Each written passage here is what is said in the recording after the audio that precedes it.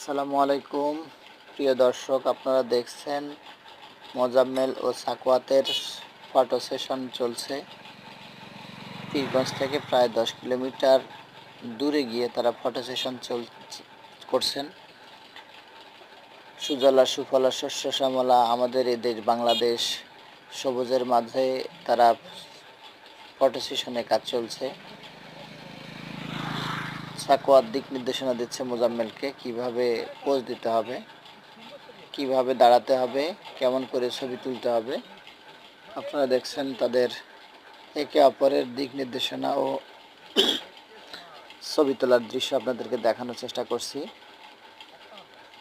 নির্জন পথ, আঁকা বাঁকা মেঠো পথ, হ্যাঁ, সেখানে তারা ছবি তোলার কাজ চালাচ্ছেন।